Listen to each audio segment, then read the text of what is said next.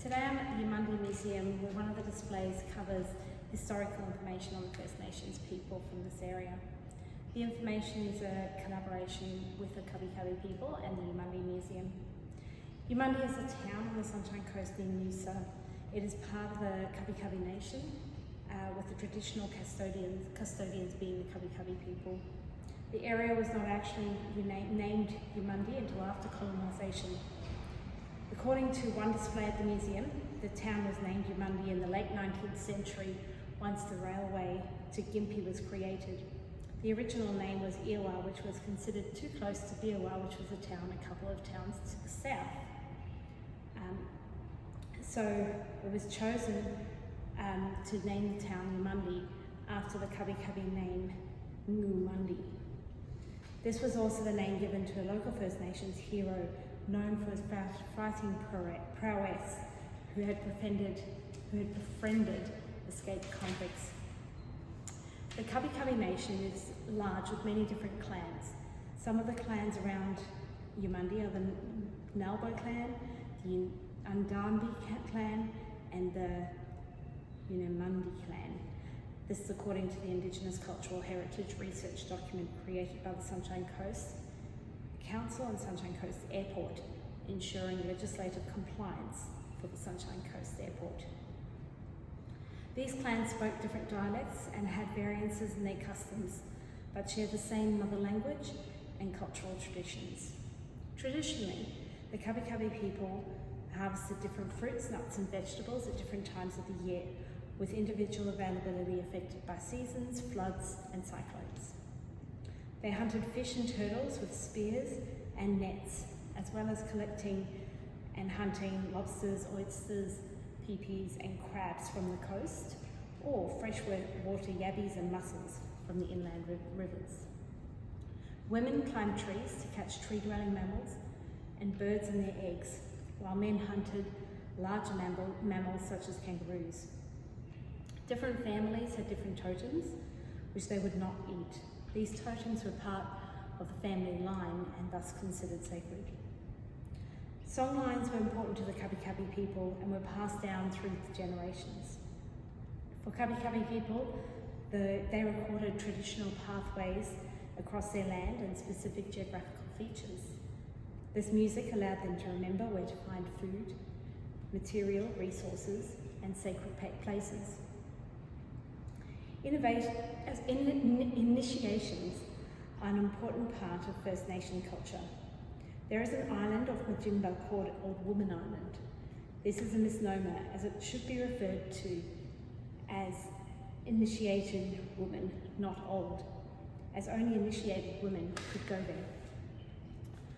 The museum has a number of stone implements used by the Kabi people.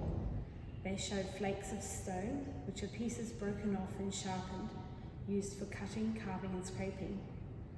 Quandong stones are used to hold nuts, such as quandongs, and crack them open with a hammer. Hand axes are shown, which are used for cutting branches, removing bark, chopping wood, and butchering larger animals such as kangaroos.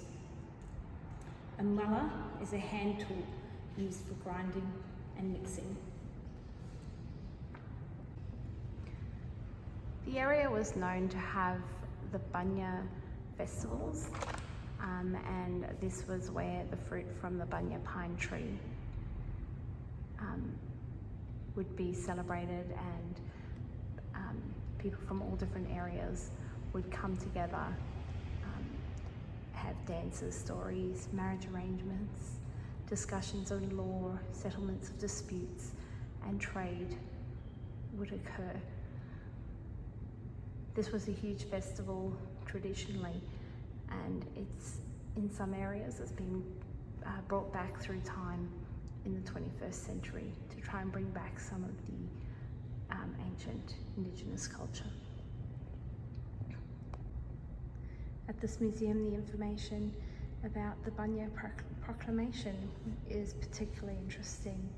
In 1842, when Queensland was still part of New South Wales, Governor Gibbs enacted the Bunya Proclamation to limit settlement of European settlers and forbid the felling of bunya trees because an explorer, Andrew Petrie, had shown that this was a cultural importance of the bunya to the Indigenous people.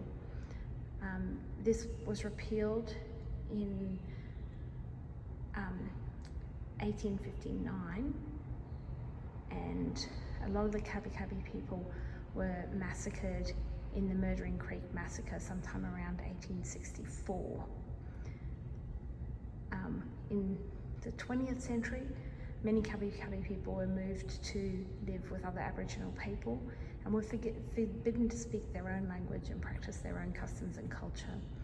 However, nowadays the Kabi representations are involved with the Sunshine Coast, and they're trying to keep their culture alive and trying to revive their culture through telling their stories and passing on the knowledge of the elders.